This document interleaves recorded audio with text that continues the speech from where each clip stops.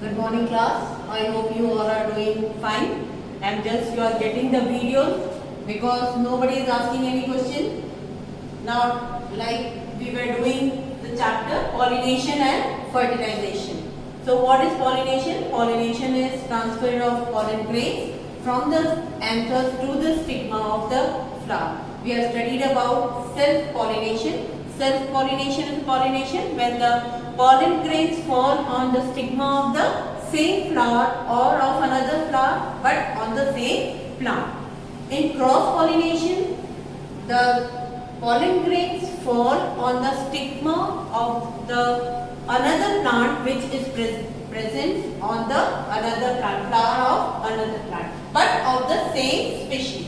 Now for cross-pollination, we need different agents which help in pollination. Now what are those agents which help in pollination? As you can see here, the agents for cross-pollination are first anemophily. Anemophily, or it is also called as wind pollination. The pollen grains are transferred from one flower to the other flower with the help of wind. For this, the pollen grains should be dry, light and no showy flowers are needed. The flowers need not be showy or they should not contain, they do not contain scent or nectar so to attract the insects or anything like that. So the flowers are very small and the pollen grains, they are just very dry so that they can easily be carried away with the wind. Second thing, the anthers they hang out of the flower so that it is easier for the wind to carry them. What are the examples? The examples are maize, sugarcane, grasses, etc. In this, wind pollination only takes place. The second is hydrophily. Hydro is water. The plants which grow in water, how are they pollinated? They are pollinated by water. Example is Vallisneria. The most peculiar thing about hydrophily, the plants in which the pollination takes place with the help of hydrophily, they are unisexual. That means male and female plants are different. But in Vallisneria, both male and female plants, parts of the plants are present in one plant only. It is a bisexual plant. But the flowers here in Vallisneria, this is the plant and it is underwater.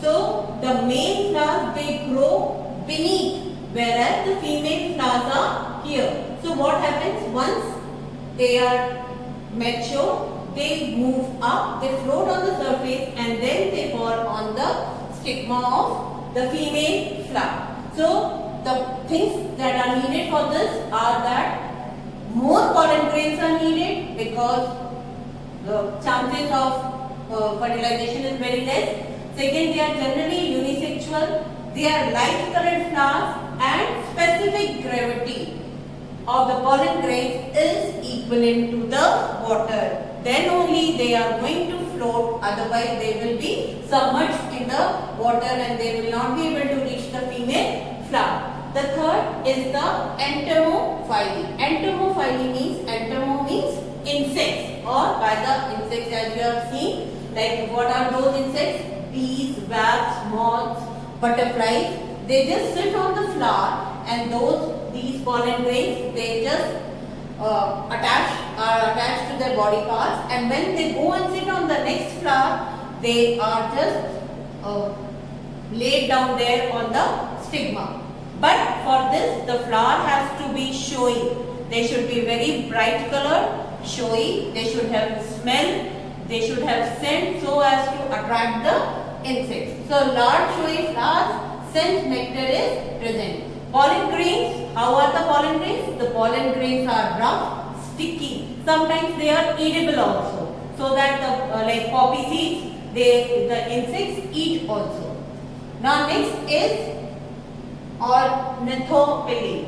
Ornithopily means by the help of birds. What are the plants which are pollinated by the birds? Bombax, begonia, bottle brush, honeysuckle. Here the flowers are generally red or orange in the color, so that they are visible from far off distance also. Second thing, plenty of nectar is there, so that the birds can come, sit on the flower, and then they can just suck the nectar. Birds do not have a sense of smell, so there is no scent in the flower. The flowers are large, they are showy, they are of red and orange bright color, but they have full nectar, but they don't have any smell, because the birds, they lack sense of smell. The last is zoophily, or zoophily means animals. Rafflesia, it is pollinated by elephants. The elephants, they are just on the ground level only. While walking, the elephants, the pollen grains, they are stuck up on their feet, and when they walk, they just fall off on the other stigma, and this is how pollination takes place. Once the pollination takes place and the anther lands, the pollen grains lands on the stigma, what happens?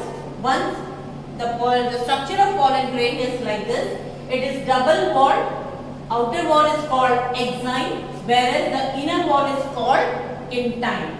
There are two nucleus in the pollen grain. What are those two nucleus in the pollen grain? First is generative nucleus, and the second is the tube nucleus, and they have a germ pore. This is called as germ pore. What happens? It breaks open when it gets favorable condition, it gets water, they swell up, and then it gets broken, and this tube nucleus, it forms a pollen tube like this here. You can see from the germ pore a tube is formed, and here you can see the generative nucleus, it divides into two male cells, whereas the tube nucleus, once its function is over, it degenerates. Now what happens? The flower, the pollen grains is already on the stigma. This is the flower, and this is this pollen grain is fallen here, and the tube, it comes and it enters from here the micropyle. The pollen tubes, it comes through the style of the ovary, style of the carpel, and enters the ovary through the micropyle. Here the structure of the ovary is given. You can see here 3 cells are here. What are these 3 cells called as? Antipodal cells. This is the embryo sac, this is the nucleus, this is the ovary wall. Then here in the center you can see 2 polar nuclei, and here you have 1 egg cell surrounded by 2 synergids. So once the pollen grain enters this, 2 type of fertilization takes place. As I already said, how many pollen male cells are there? 2 male cells are there.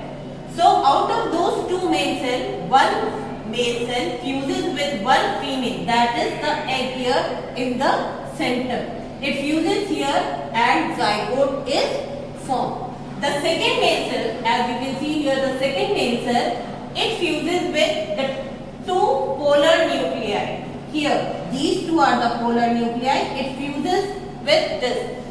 Before fusing with this, the 2 polar nuclei, they fuse with each other.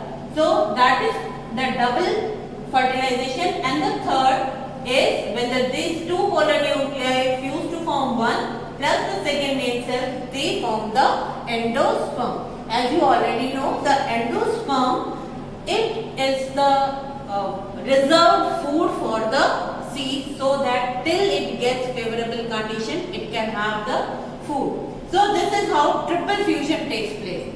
How triple fusion takes place? First fusion is between the male and the female. The male, see here the 2 male cells are there. It fuses with this, the center one, egg cell, and they form the zygote. Second fusion, these 2 two polar nuclei, they fuse with themselves and form one. The third is these forming one plus the second mate, they form the endosperm. So triple fusion takes place inside the ovule. Now what happens after the fertilization is taken place? As you know, the ovary develops into fruit and the ovules develop into seeds. The ovary becomes fruit. What is the function of the fruit? It protects the immature seeds. Whenever you eat the fruit, you have seen there are seeds inside. So those seeds only germinate to develop into new plants. So what is the function of fruit? Fruit protects immature seeds and the ovules become seeds. Seeds, once they get favorable condition, they germinate to form a new plant. So this is all for today and this finishes off your chapter. In case you have any problem, you can always call me or text me. Thank you. Have a nice day.